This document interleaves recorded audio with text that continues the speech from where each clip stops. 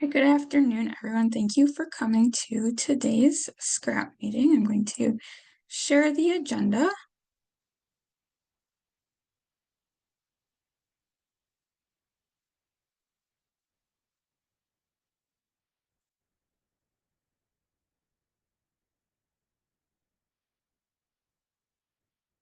So the first thing on the agenda is a brief member announcement. Sarah Scodius informed me that she would like to resign from being a scrap member this year. Deborah and I reviewed the list of nomination forms to see who else had nominated themselves, but were not placed on the list of scrap members for the year. And so Heather Campbell from Lake Villa has agreed to replace Sarah Scodius for the rest of the year. Heather wasn't able to come to today's meeting today, but will be able to come to the next meeting. So she'll be able to watch the recording at the end of today's meeting.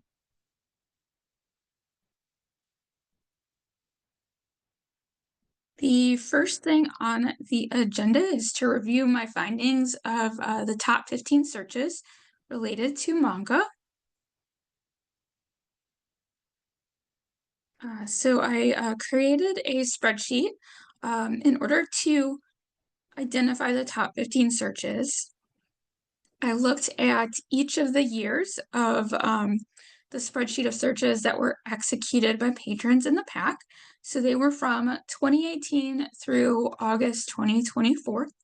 And for each of those years, I took the top 15 in the list by the count of searches and then placed them in a spreadsheet to analyze the frequency, the type of search, and how that main word appeared. So I looked not for just like the whole phrase like shoujo manga, I just looked for the word shoujo, for example. So what I found was that many of these words appeared in known title searches, and at times they appeared in phrases that were not related to manga at all. Yuri was the most common because that's a common name. There were only two that I identified that did not have an existing LCSH or LCGFT heading. Those were Kodomo manga and seinen manga. I'm not sure if I pronounced that correctly. So these two, even though they were in the top 15 of 1 year or two, there only were 32 searches that included the word Kodomo and 14 seinen that were related to manga potentially. That's common in German titles too. So I did not include the titles that had the word seinen for the German materials in this amount. So given the small amount of searches for these two headings, I don't personally feel that it would be necessary to add a subject heading for those genres, but I'm open to it if other people feel like you are interested in that. The original feeling from the original time we talked about this, when it was first brought to Scrap, was that Scrap members did not want to create new headings just to distinguish between like age groups and genders. So that's what these specific genres are. The Kodomo manga is for kids under 8, and seinen manga is for young adult males or younger men between 18 and 40. Just wondering if any of you had other opinions and are interested in adding those as potential motions to recommend those as new genre headings, or if you want to continue to have the opinion that they're not necessary. So feel free to unmute yourself or type in the chat if you have comments. I agree that they're unnecessary.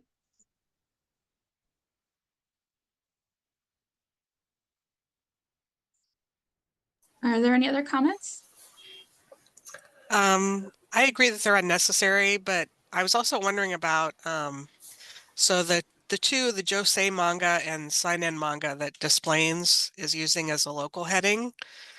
Um, so we have our local genre headings list in the wiki. And so I'm wondering if instead of like them having to put it in as Desplains Josei manga, we could just make those like local headings that everybody could use since Desplains is using them anyway. Like add them to our local headings list. The original decision was to not recommend that because they were based on gender and age group.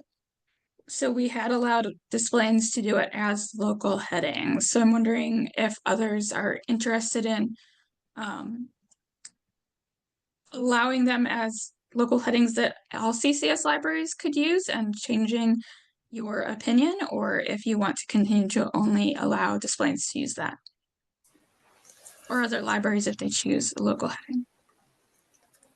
Seeing the number of searches that Desplains is generating with those, I'm going to walk my initial opinion on not having them as a CCS local and say yes, because if they're getting that many hits, how many might the rest of us get if we allowed it?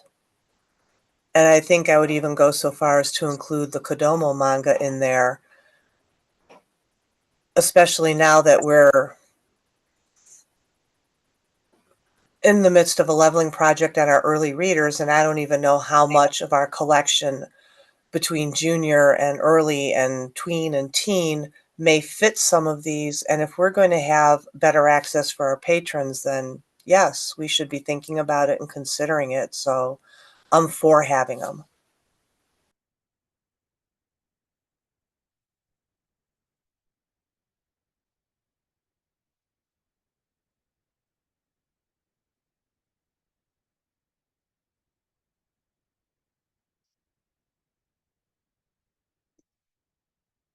Does anyone else have any interest in it?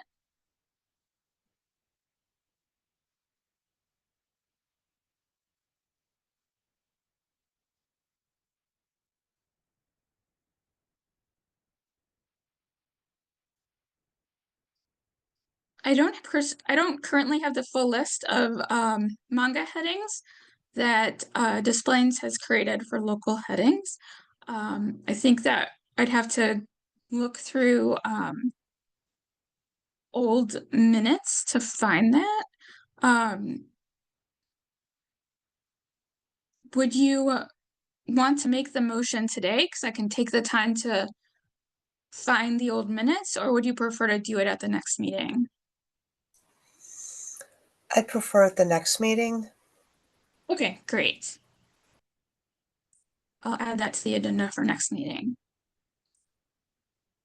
And I will confirm with Displays what headings they're using so that I can get the full list.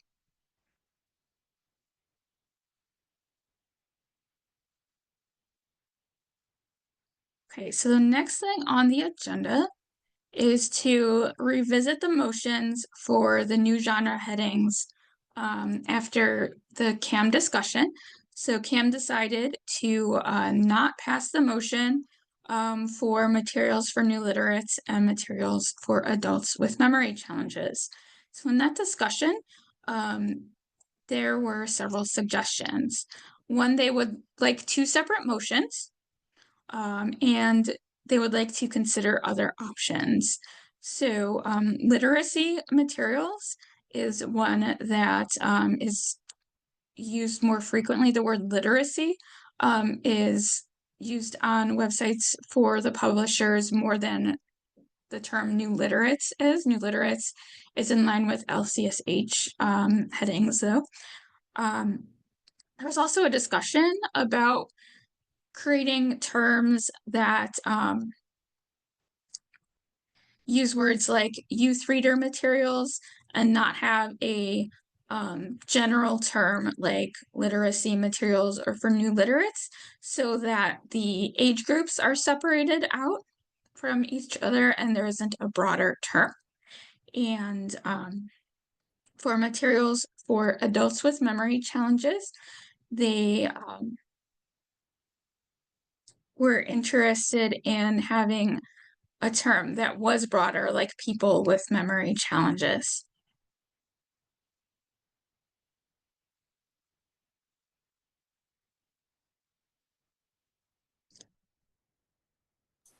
So let's start with one term, and we'll create separate motions. So feel free to make any suggestions for motions, but we can potentially think about it some more and put it off for next week when we should have everyone here. So we'll start with materials for new literates. I like the idea of moving to literacy materials instead.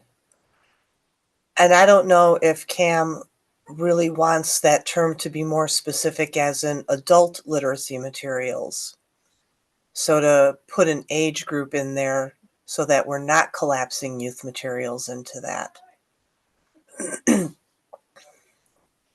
Because I don't know about anyone else, but when I think of literacy materials, I'm not thinking about our young people learning language.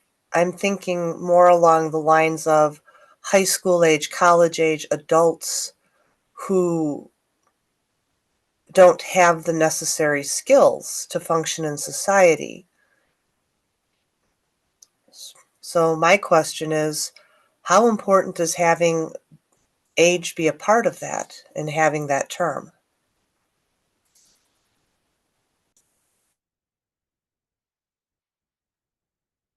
I think the suggestion came from the idea that they would want to use something like youth literacy materials in records for readers. But I know that the word readers should be in those records too. It's possible that it would just be an added access point for someone who just has the term literacy materials on their mind.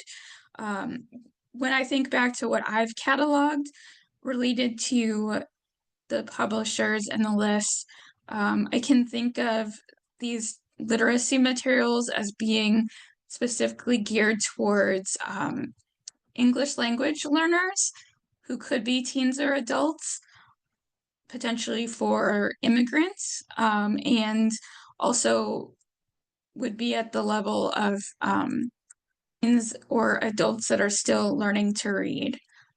So I don't know if I would need to be a separate term for teens because I feel like it would still be the same books that would be provided to teens as adults.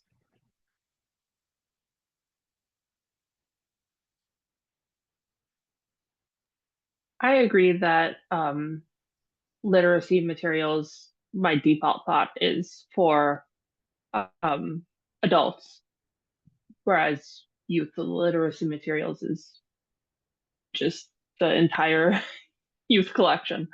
And that said, I don't think it's unreasonable to call it adult literacy materials, because I know that in CAM there was concerns brought up about confusion surrounding the term. So I think we could do adult literacy materials and youth literacy materials as two options so that they wouldn't necessarily be required, but they could be added.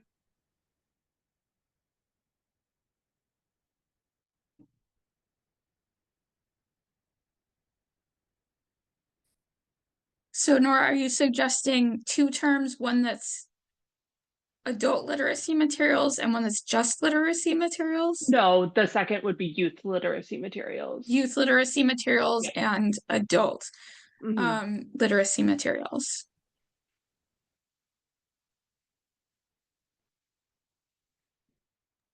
That said, I Was there don't any other? personally think I would use youth literacy materials. Um, Right. because I feel it's kind of redundant, but it seemed in CAM that there are people in the consortium who do not feel that way and think that it would be a useful term, particularly for like how to read kits for kids.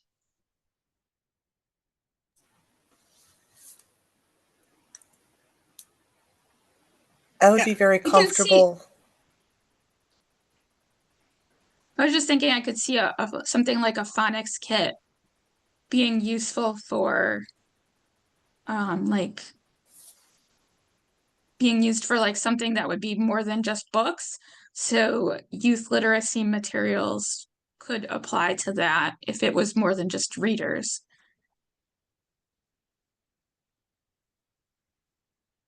Kathy, were you going to add something?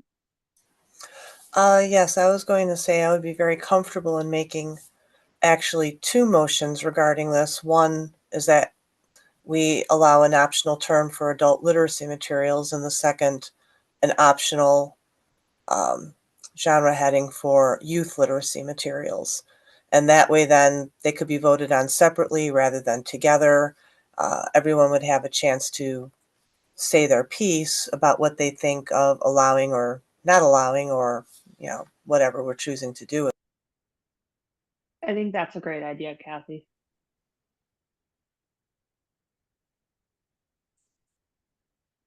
I Um, was thinking of having people vote. I mean, literacy materials is great. I can't think of another option. It's just whether people want to differentiate between adult literacy material and youth literacy material, or whether we just use the generic one, literacy materials for all. And like youth literacy material include flashcards or puzzles with syllables, all kinds of things. So it's useful to have it for kids too. It's just whether we need to make it more specific, adult or children. Yeah, I think the collection that the item is in kind of lets people know who it's for. I mean, if it's in the adult collection, it's for adults. If it's in your youth collection, it's for youth. So I think if we just had a heading for literacy materials, and then people could apply it however they want to apply it, that would work. And it would keep it simple.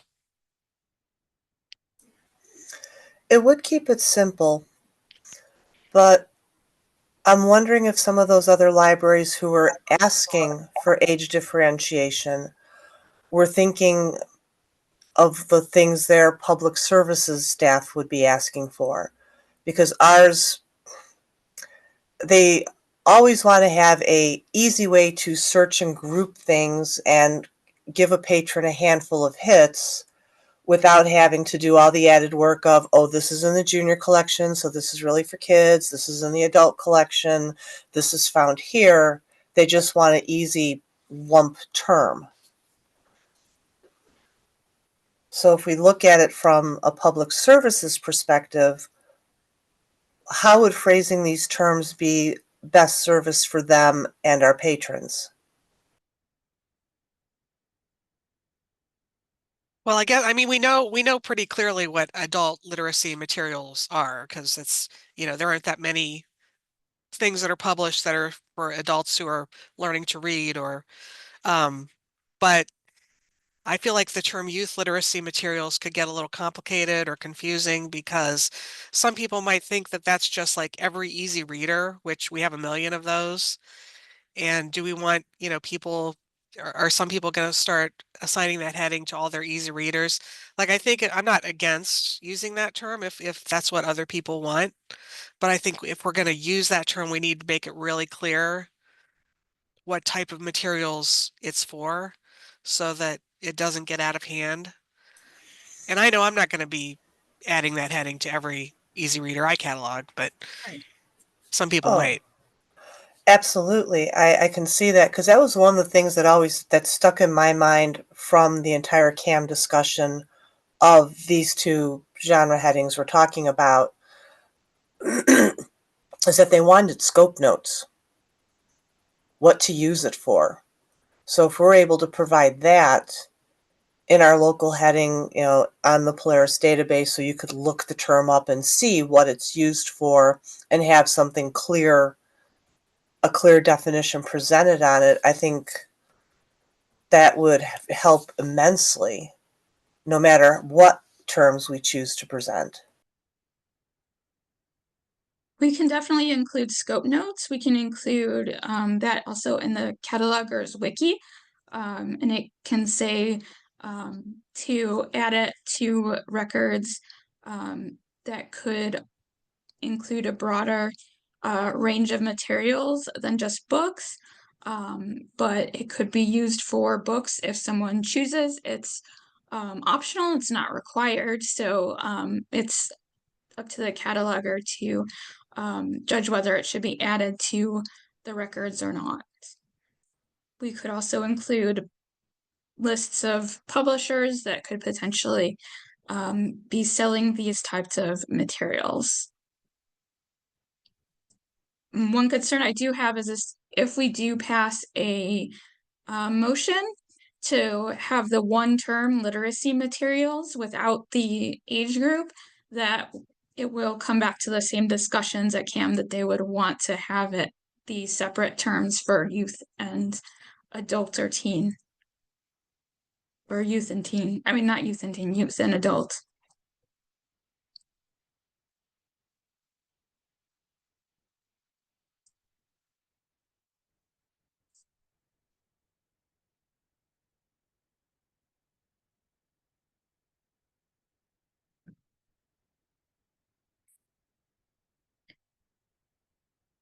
Would anyone like to make any more comments about the literacy materials options?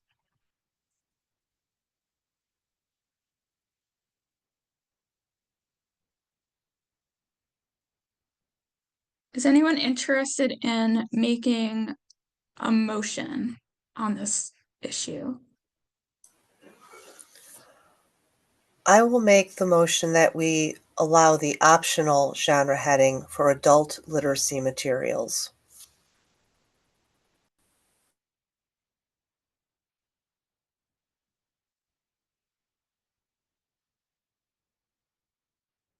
Would anyone like to second the motion? I'll second.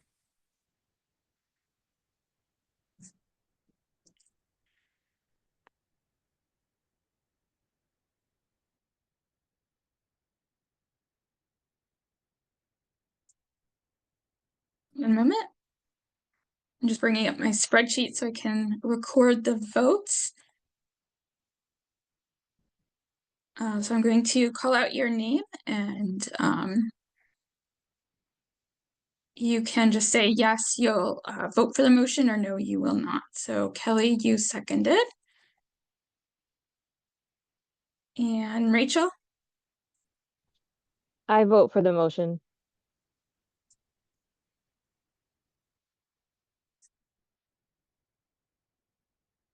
Nora? Yes.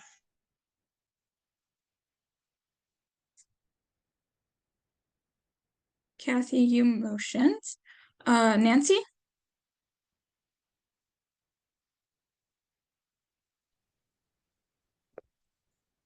I'm sorry. Yes. Brad? Yes. I couldn't hear you. Oh, sorry. Yes. Okay, great. And Heather is absent. So that motion passed.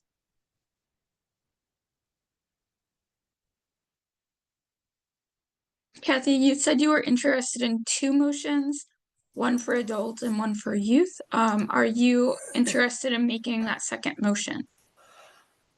I would be, provided we can agree upon the scope notes that we'd add into this heading. Because I think that's where we're coming up short in terms of we don't want it on every early reader in our collections. We want it to be more narrowly used. So, what are everyone's thoughts on scope notes? Things like literacy kits. I think it could definitely be used for literacy kits, and I'm not quite sure how to phrase it, but basically if it's a book for kids that you know workbooks or like books that more specifically work on reading skills rather than just a low level reader. But I don't know how to phrase that accurately.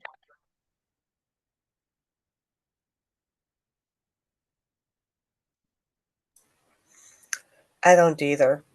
I suspect some of our children's librarians would. This is something that we could bring to pass for some suggestions at the next meeting before we pass the motion. Would you be interested in doing that and talking about it next week? Yeah, I think The next meeting, not the I next. think getting some input from our end users on this would be helpful in terms of how we're putting this together.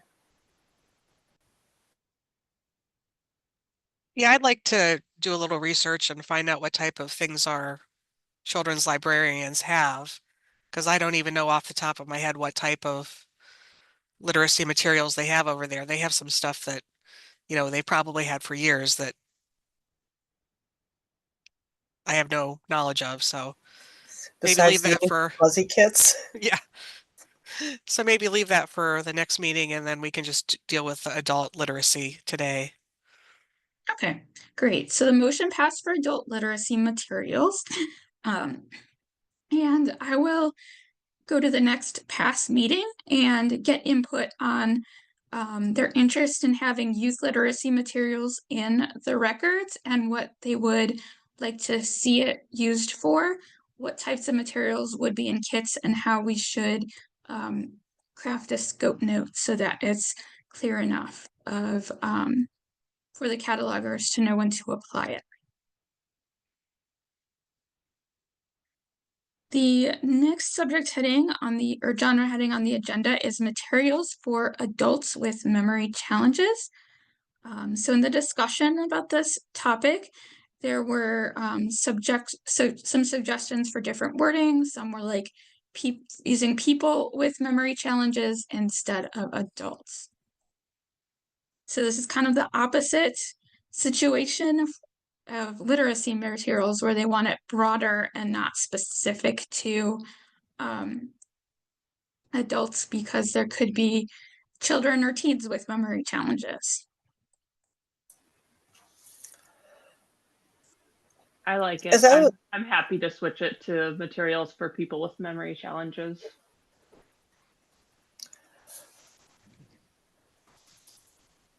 I agree with that, but one question that I do have is how important would that audience, that age range be a part of that? Because if we're talking about adults with memory challenges, I'm thinking of the bifocal kits. I'm thinking of, memory care for a family who has someone who's Alzheimer's. And that tends to be more of an adult disease or an adult challenge. And I don't know if the materials for a younger audience would be any different than what we have for older adults or for adults, period. So that was like the one thing that I was just kind of curious on what other people thought about that. How important is that age in the heading?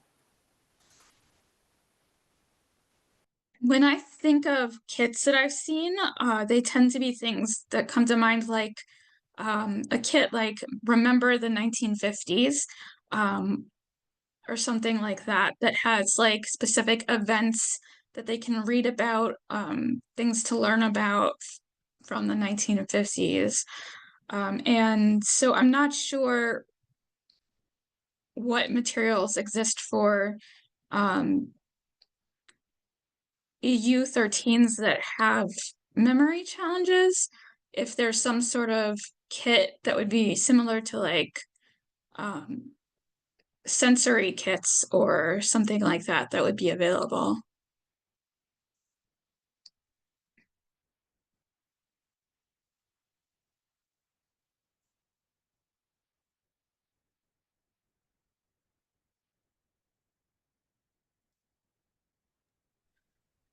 Yeah, I think 99% of the people who are going to be using these materials are adults, but I could also see in theory where you could have like a child or a teenager who has a brain injury or something and has difficulty with memory where we might end up acquiring at some point some materials that are designed to help for that. I don't really see any harm in us just using the word people instead of adults. I don't see any benefit in using adults as opposed to people. So I would be okay with just people with memory challenges.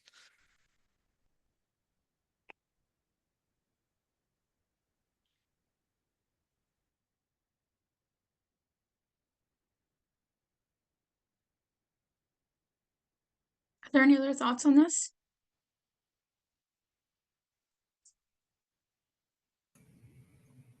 I like consistency, so I was struggling whether, for literacy material, we say we specify audience, but not for the memory challenges.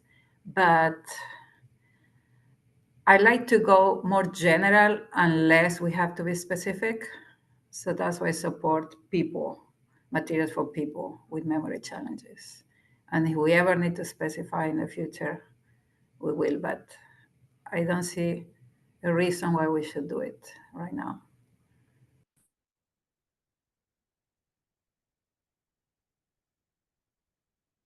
Is anyone interested in making a motion?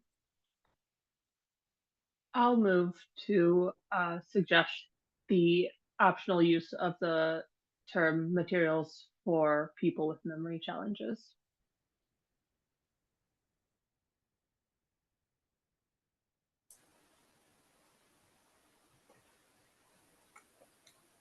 Would anyone like to second the motion? I I'll second. second.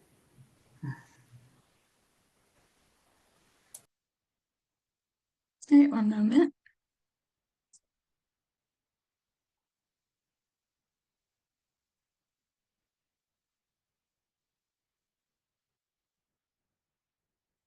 Okay, so Nora motioned to recommend using the optional term materials for people with memory challenges, and Kathy seconded. So I'm going to read through the names, and you can vote by saying yes or no. Kelly, Yes.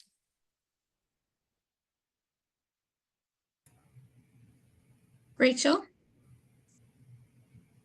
Yes. I couldn't hear you. Can you speak louder? Sorry, yes.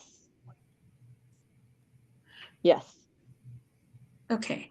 Nancy Yes. and Brad. Yes. Okay, great. That motion passes.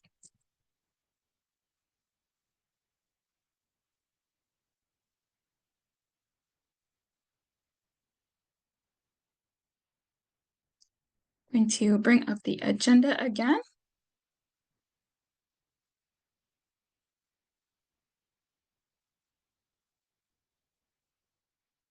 Great. Next thing on the agenda is to review pages in the catalogers wiki. So I had emailed everyone this list of pages and asked you to review them to see if there's anything that you would like or recommend to be updated, clarified, or changed. So the first one is the Blu-ray and DVD combo pack. Is there anything on this page that you found that needs to be updated, corrected, or changed? Or I thought this clarified? page looked good. The only thing I'm seeing in the 007, that there is an example. The example is not always going to be Q at the end. It's not always going to be C for color. So I say, same as the 347, just not to include the example, but to say include for each record. The 347 say include, what is it? It's a 347 I've digital noticed, file characteristics include for each format for back display. So to put some generic, but not to put that example. I've noticed for the 007 that sometimes Polaris doesn't display the right image for the TOM if it's not coded exactly correct the way it needs it to be. So I think that that's why we need to have both there, but I can double check and verify that. No, we do need both. It's just Right. that is not always going to be CSAIZQ or CBA. It varies. So for somebody who's not used to it, they might think that those are all the codes to use. But if it's a movie that is black and white or it's mixed colors or it's stereo, then the example is going to be different. I think it's still helpful to have the example. Maybe instead Yeah. of just moving it, we could add a note that's like, these are just examples, and to please make sure you're coding it properly based on the item in hand. So if we say it's an example, we just add the word example to it. Yeah. Because when I read it, it's like, oh, I always had to add this. But no, it could vary, the codes. Yeah. It could vary. So it's just to say example. Yeah, just clarify that this is not a prescribed thing you need to use, but just how it might be. Or at least what the example stands for, that it is color, that it is surround sound. Right. Yeah, I can include some generic language like it's just an example, and also include that it's for the display to show the correct image.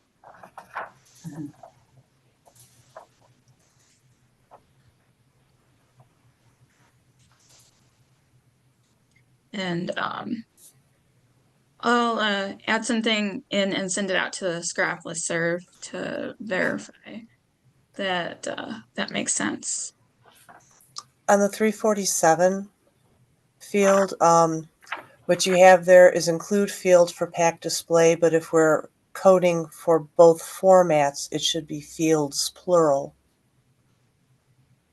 Okay.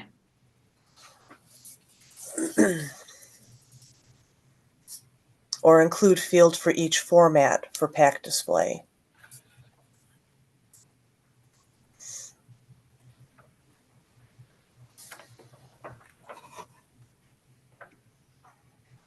Okay. Anything else? I'm a little confused about the digital copy part when it says catalog separately. Where? Towards the end. Oh, catalog separately. Okay. Digital copies. So isn't the digital copy just a code in the container? It's not attached to the disk, or there's something else I'm not aware of?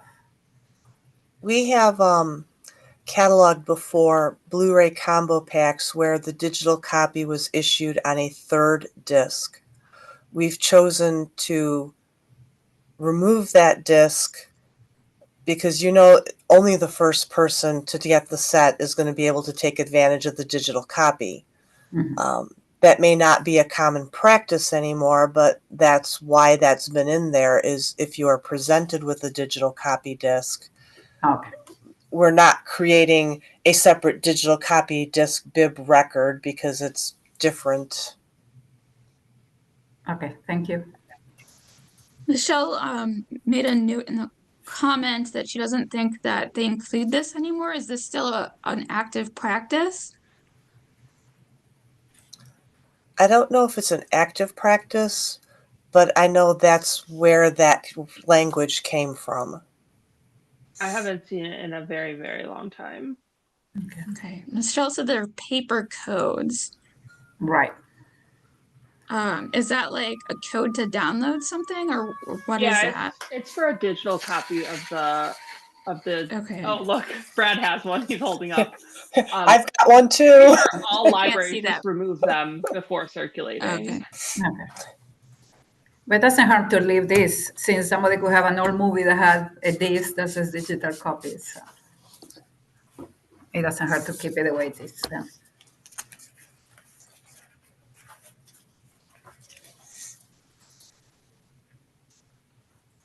I think it's okay to still leave this in right now, just in case. Or maybe But noted that it's a historical note. historical note. That might make it a little easier to flag on the next time the page is reviewed. Do we want to keep it or do we want to remove it?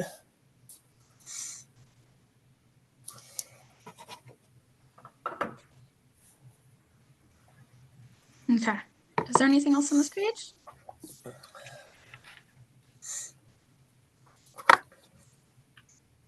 Okay. The next page was ebook reader. Did you see anything that could be changed or updated in this? So I noticed that it said it can be cataloged on brief local records following the rules for generic records, with the following exceptions, I guess, meaning just make sure you have these things on there. But what I was wondering is,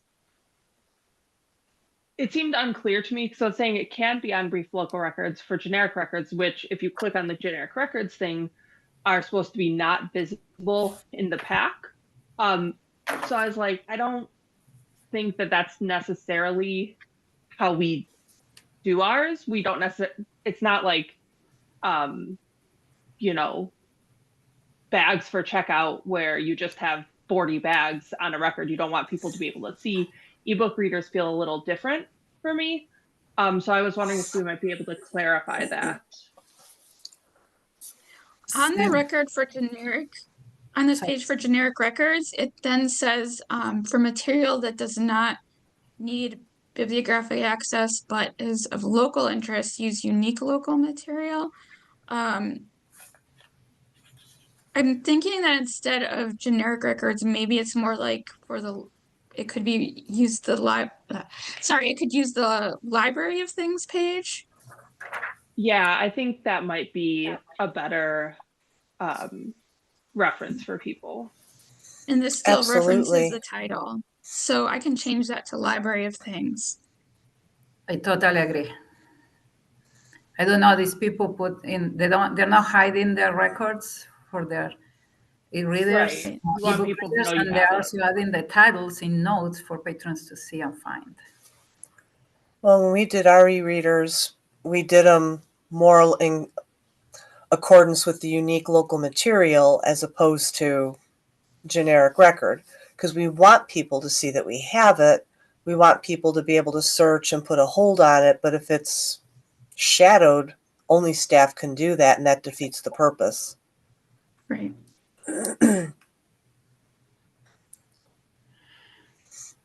Is there anything else for that page?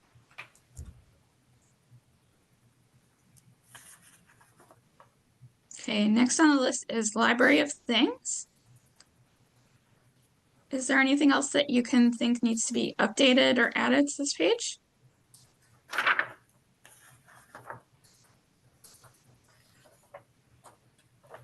Okay. Next is the playaway view page.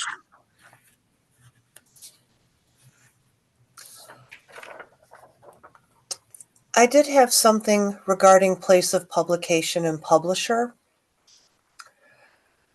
because here we're staying specifically. So place of publication, it can only be Findaway World, not Playaway. But when we look at the Playaway Audio and Wonderbook pages, which were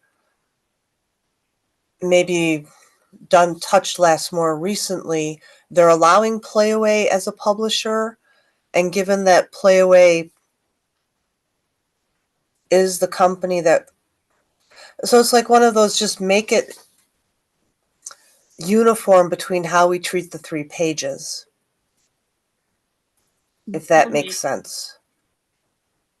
Yes, and related to that, I don't think they make playaway views anymore.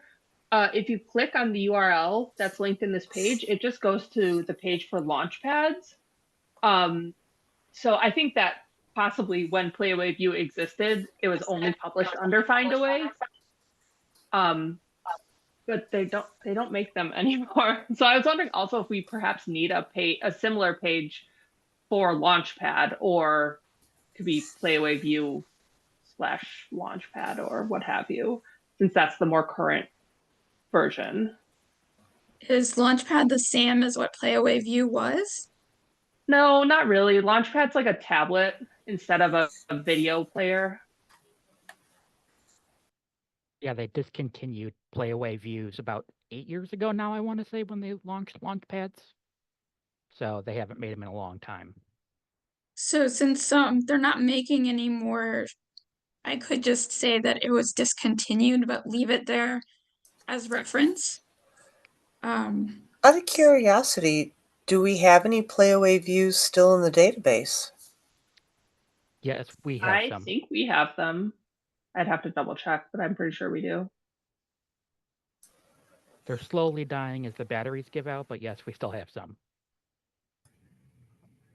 So we can leave this chapter for a historical value. Yeah. Once all of them are completely withdrawn in the future, we could probably delete this, but for now we can just leave it and not change it, because we probably don't need to change the publisher section if it's not being created anymore. One thing I might do, even though just, putting a note that this is historic, blah, blah, blah, is unlink that URL since it links to a URL that no longer exists. Is a Launchpad page. I looked for it, apparently very poorly. So we can add that to the list for the next meeting.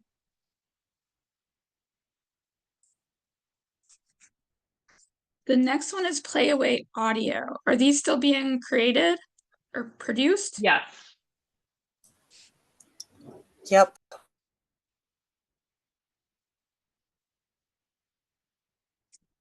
Is there anything on this page that you would like to revise or add? Yeah, the external link for the OLAC is no longer valid. I have the valid link. I'll put it in chat if you just want to change that URL. Okay.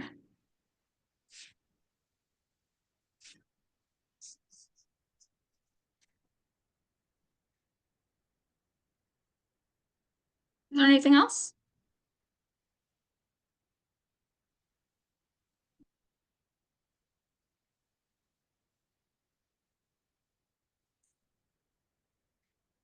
All right, so next is the Wonder Books page, Wonder Books and Vox. Let's see. I did update this recently because someone did let me know that the publisher is now called Playaway Products and not Findaway. So this has been updated with that. Is there anything else that you saw that may need to be updated or revised?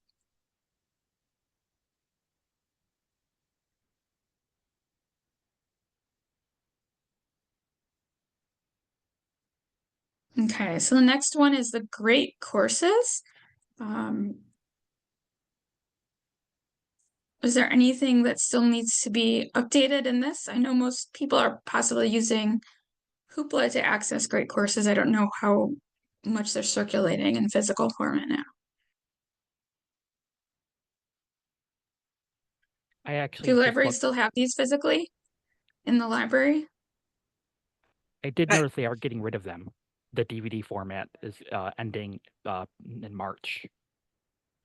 On their website, it says that, so it might not be an option much longer.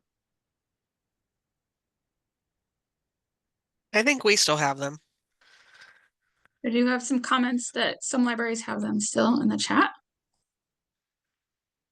One thing I noticed with this is we do use call number analytics because I don't know if any other libraries do this, but Park Ridge circulates the books and the AV part separately. So we have in the volume field, we put guidebook for the book and DVD or CD for the DVD and CD parts. And then people who circulate them as a set use set. I'm wondering if maybe we should just put, because we have so many new libraries that have come in recently, maybe we should just add something to the page telling people what call number analytics they should use, just so everybody's consistent with those.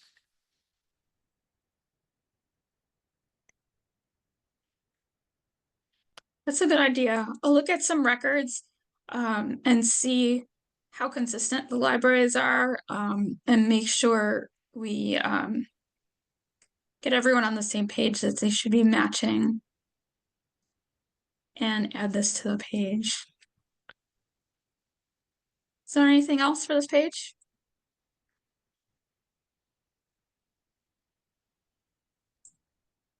Also, I don't know if it really matters, but and I don't catalog these, so this is like kind of the first time I was really looking at them, but I noticed that that with the record, a lot of them have an 006 for the book, but then a lot of them don't. And it ends up affecting the format because if you have an 006, then the format displays as like DVD plus book or CD plus book. But if you don't, then it just displays a CD or audiobook on CD or DVD. And I'm wondering if people care if we're not consistent on that, or should we maybe make it a recommendation that people add an 006 to these when they catalog them? I think maybe it's going to depend on what the cataloging agency has in hand, because what we're looking here, this is saying we want to have one record for a single course, no matter what iteration you have. So you have DVDs with a single book. So you go ahead and you add your 006. Next people come along, they just have the DVDs, they don't have a book. Or they may have like some kind of leaflet inside the case with the DVDs. So yes, that does impact what's displayed, but then that comes back down into, do we really want to have a single record to describe the course versus the DVD plus accompanying material?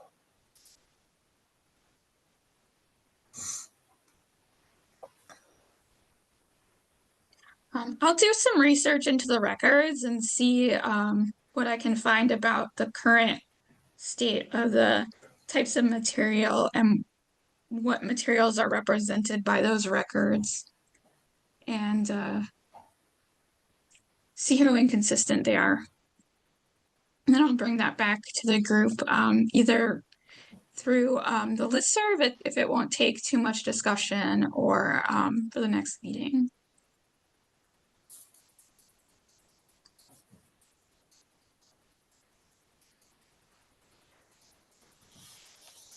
All right, it's almost 2 o'clock. We do have a couple more things on the agenda. Is everyone okay with going over by about 15 to 20 minutes? Or do you need to leave?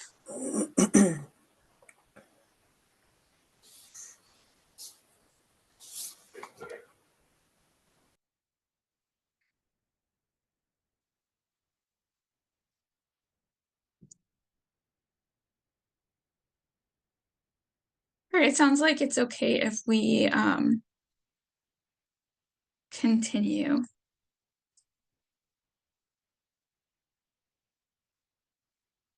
One moment.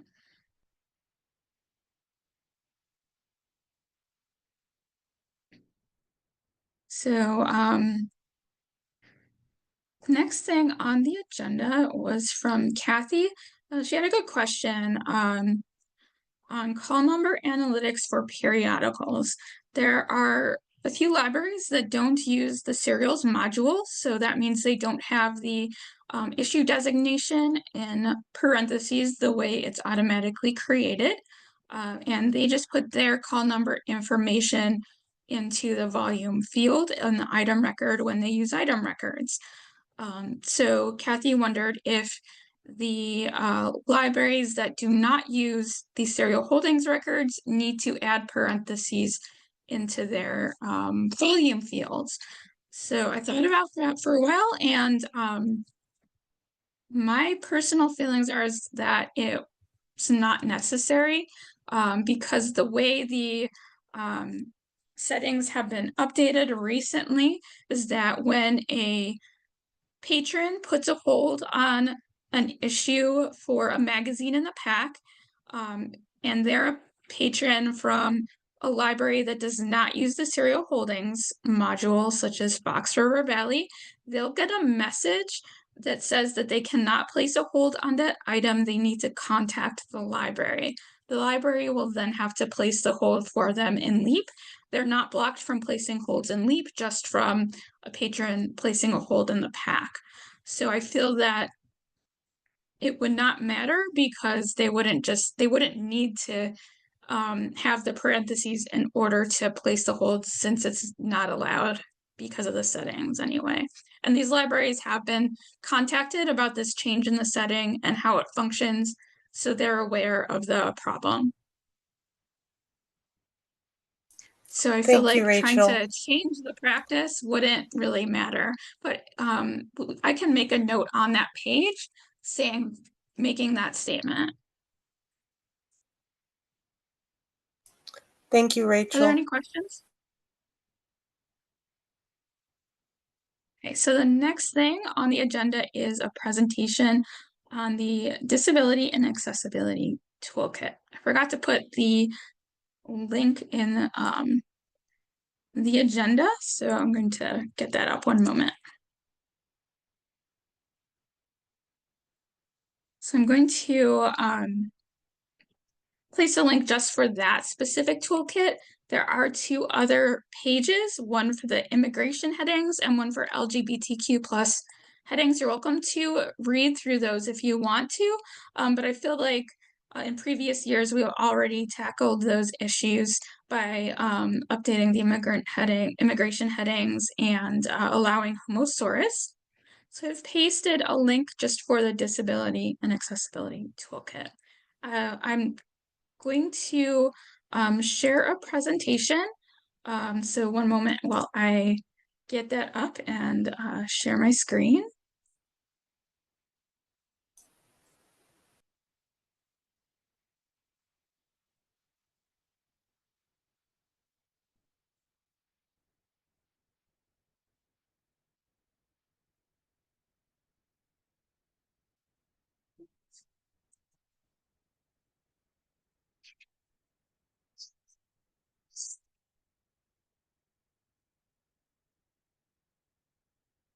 So these slides were created by Lisa Shamensky. She was one of the members of our working group that worked on the Disability and Accessibility Toolkit for the DEI and Metadata Networking Group of Illinois.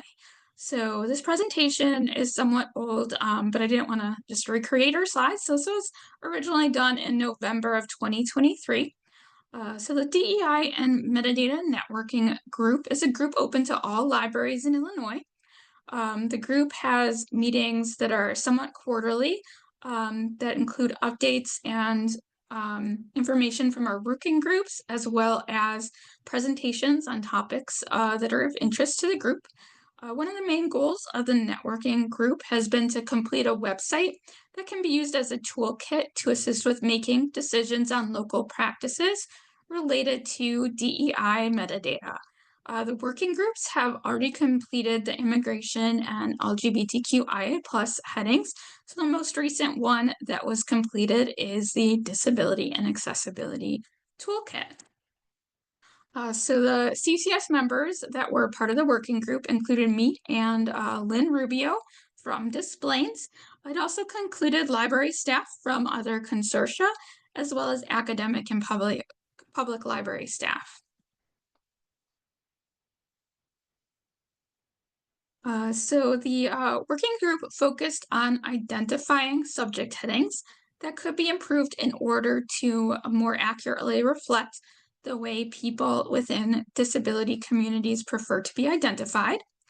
The group is continuing to work on guidelines for the marked fields and will be adding those to the toolkit in the future.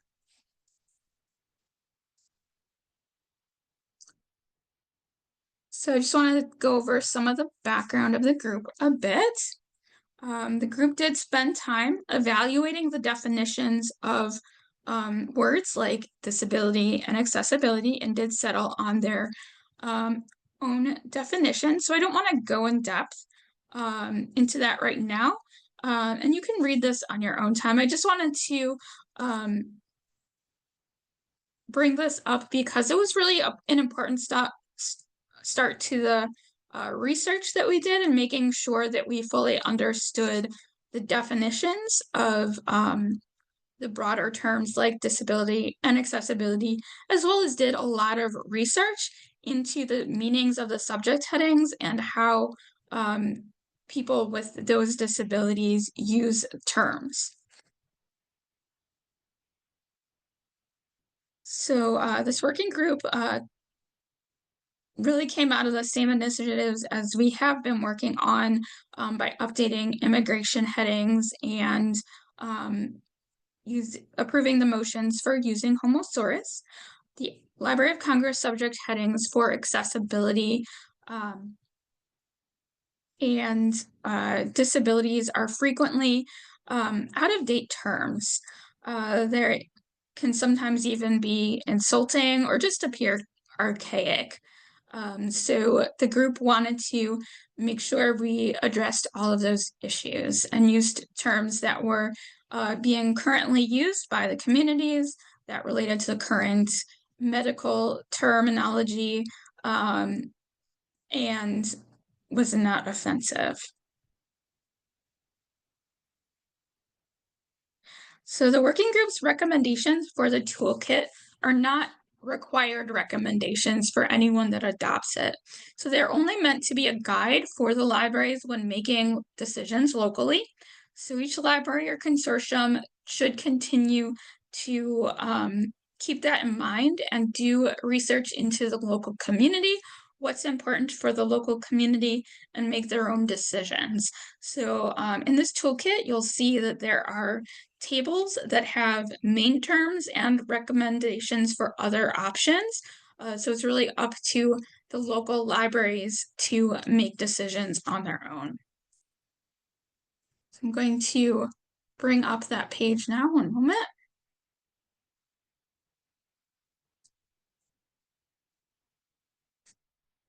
So at the top, you'll see that there's a lot of historical information related to our decisions, and I'm not going to go through all of that. There's information on basic definitions and barriers to subject headings and how we did our research. So you'll see two different tables. I'm going to start with the second table because this table is identity first terms. We identified that there are some communities of people such as autistic people that use identity first terms and prefer it because they want that to be seen as their identity. So in this, you can see that the Library of Congress heading is in the first column. The working group recommendation is to use these headings as is. So these are ones that we do not recommend any changes for, and we have notes explaining that the community chooses to use identity first language, and that's their preference, as well as a source for that recommendation. So going back to that first table, we've got the existing Library of Congress subject headings. which we need to review regularly to make sure that there haven't been any changes. The working group recommendation, alternative terms and notes, and a source that guided our decision. So you can see that for Library of Congress in this first row, the heading is abnormalities, human, which can be used for birth defects. And the working group recommendation was congenital disability. So for many of these headings, though, where it includes the word persons or children, for example, our recommendation for the group was to switch those to people first headings. A lot of these headings are being reviewed by Library of Congress now, and over time, in the recent past, I've seen them making changes. So they're working on them like one at a time, but we don't know exactly when they're going to make those changes in the future. I know with the immigrant headings, we had voted on a motion to make a change, and then shortly after that, Library of Congress made the decision to change the illegal aliens headings, but chose different ones from ours. So we did stick with our chosen headings. So that is one concern that I do have, is that the Library of Congress could potentially be working on this, and we're not sure when they'll be changing each individual heading to people first headings. But some of these are not people first headings. Some of these are words that are inappropriate, like invalids. Our recommendation was people with disabilities instead. There's also words for methods that have been discredited, like facilitated communication. I don't know if that's in any of our records, but I haven't done the research into that yet.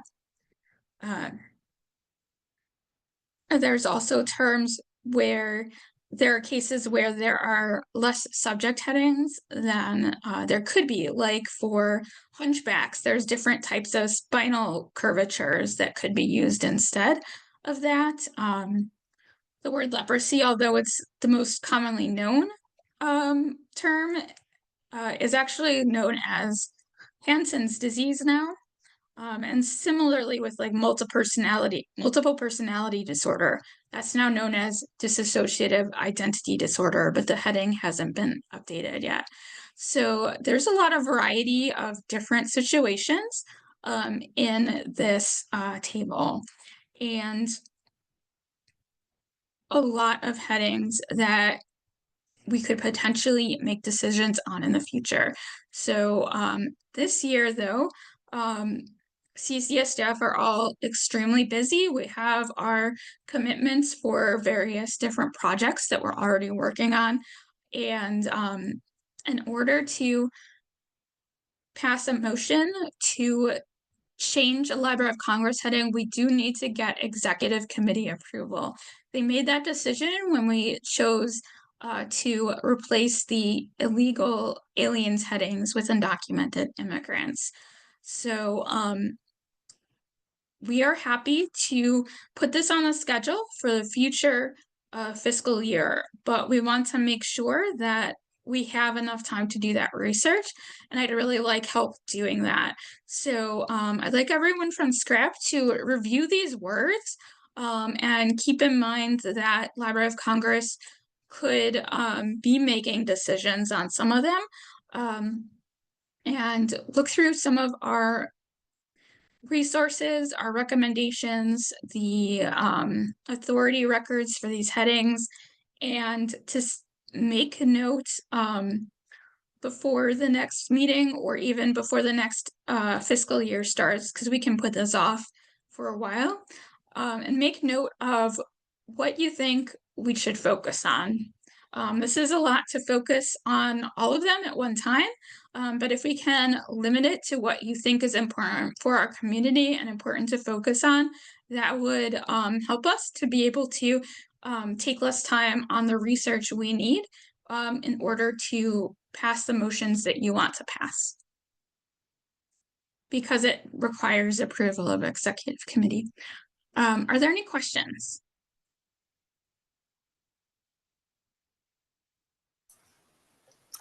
Are you going to send us the link to the toolkit?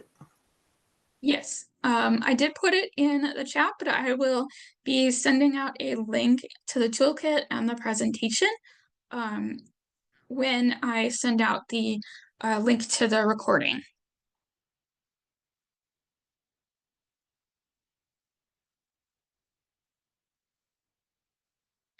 Are there any other questions?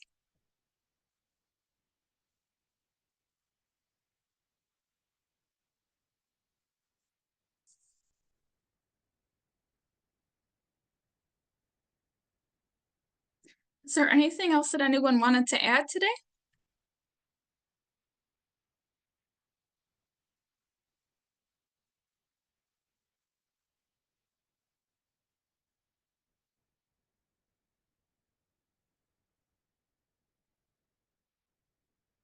All right, great. I'm going to consider this meeting adjourned at 2:15, and I will send out the recording as soon as it's online and the minutes when I'm finished them. Have a great day.